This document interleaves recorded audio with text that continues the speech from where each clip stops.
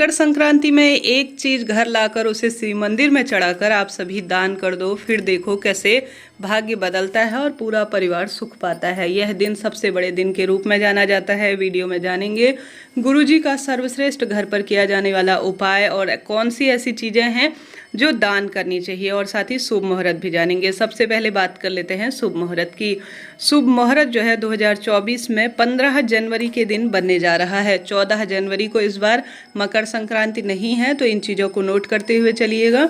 15 जनवरी दिन सोमवार के दिन, महादेव के दिन मकर संक्रांति का पावन पर्व होगा।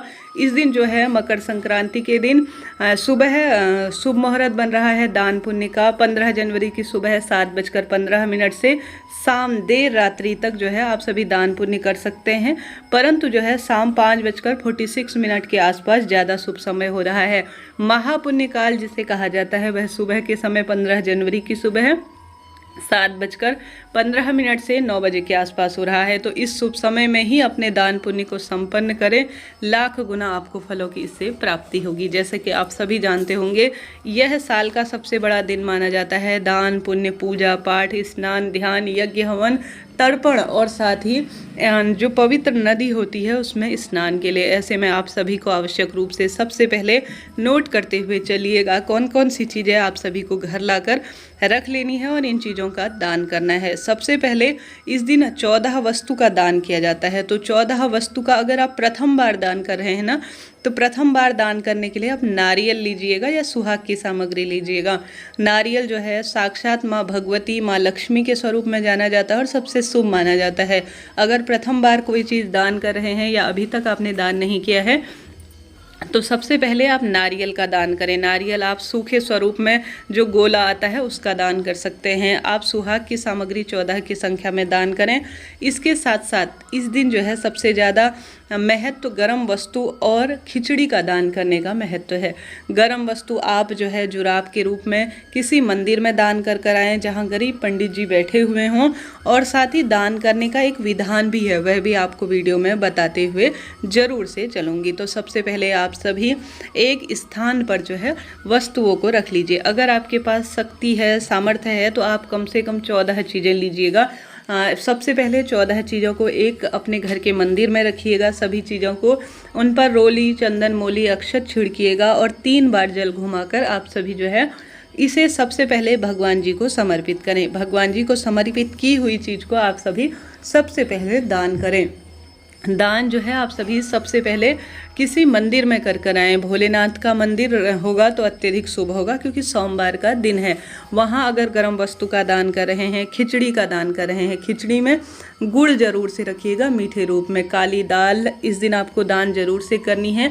और इस दिन जो है महादेव के शिवलिंग पर आप सभी को काले तिल जरूर से चढ़ाने हैं। सूर्य नारायण भगवान को अर्घ देंगे ना, तो उस पर भी काले तिल रखिएगा।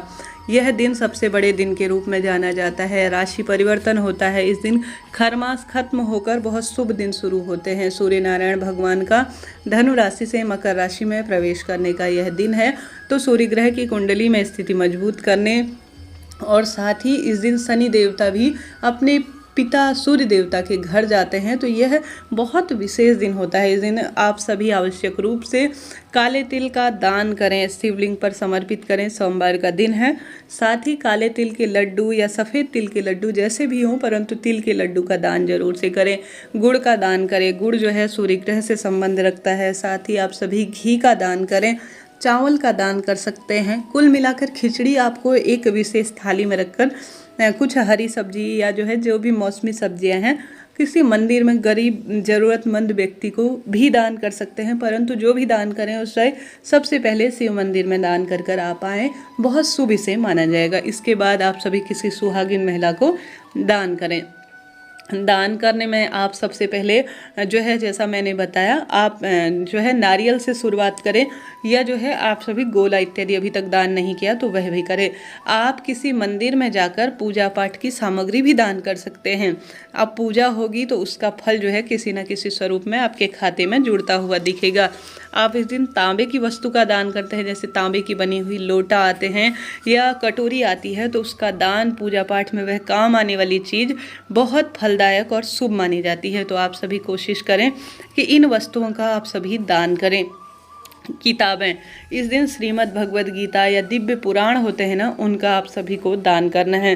किसी मंदिर में किसी पढ़ने वाले व्यक्ति को, सुहागिन महिलाओं को, विद्यार्थी जन को इस दिन आवश्यक रूप से आप सभी किताबों का दान करें। यह भी बहुत शुभता के रूप में जाना जाता है। आप इस दिन सुहाग की सामग्री के साथ 14 साड़ियाँ दान कर सकते हैं। पैंट शर्ट का कपड़ा दान करते हैं तो अत्यधिक शुभ है। परंतु इस बात का ध्यान रखें कि आप सभी जो भी वस्तु दान करेंगे ना, उसे आप सभी ऐसे व्यक्ति को दें जिसे इसकी ज़रूरत हो। देखा देखी में कोई भी काम ना करें। साथ ही दान ऐसे करें कि एक हाथ से दान दे तो दूसरे हाथ को खबर ना हो। इस तरह से आपको दान करना चाहिए। सबसे उत्तम तो इस दिन यही होता है कि आप सभी काले तिल और साथ ही गर्म वस्तु का दान करें। बहुत शुभ इसका फल मिलेगा। खिचड़ी का दान, यही दान सर्वश्रेष्ठ और संपूर्ण माने जाते हैं कार्य की सिद्धि के लिए। तो आप सभी को इस विशेष दिन में इन दानों को करना है। अब जानते हैं गुरुजी द्वारा बताया गया उपाय। गुरुजी कहते हैं, जीवन में कर्ज बढ़ रहा है, धन की समस्या हो रही है, परेशानियां निरंतर एक के बाद एक बढ़ते जा रही हैं। पैसे आते हैं परंतु गलत स्थान पर वह खर्च होते हैं। जैसे दवाइयाँ में जाते हैं, रोग संकट और पीड़ा में जाते हैं। तो आप सभी को एक लड्डू बना लेना है। आप जानते होंगे इस दिन तिल के लड्डू का हम सभी प्रयोग करते हैं, वही खाने में भी प्रयोग करना चाहिए। इस दिन खिचड़ी जरूर से खानी चाहिए, ऐसा शास्त्र प्रमाण कहता है। तो आप सभी को एक तिल का लड्डू बना लेना है। गुड़ और तिल को भूनकर सुंदर लड्डू के स्वरूप में बना लीजिए। अब उसमें आप सभी आवश्यक रूप से 1 रुपये का सिक्का या 5 रुपये का सिक्का या उससे अधिक सिक्का एक डालकर चुपचाप छुपा दीजिए। अब महादेव का इस दिन सुंदर दिन है, सोमवार का, तो किसी मंदिर में जाकर आप सभी दान में दे आइए। आपने देखा होगा कई भक्तजन ऐसा करते भी हैं। आप गौर करेंगे तो यह आप पाएंगे। अगर आपके क्षेत्र में नहीं होता है या होता है तो मुझे ज़रूर से बताइएगा। तो आप सभी को यही कार्य करना है। महादेव के मंदिर में जाकर या किसी भी मंदिर में जाकर मेरे घर में धन लक्ष्मी का आगमन हो, गुप्त लक्ष्मी का आगमन हो, यह प्रार्थना करते हुए आप सभी को इसे मंदिर में देकर आना है। तो आप सभी को यह उपाय करना है।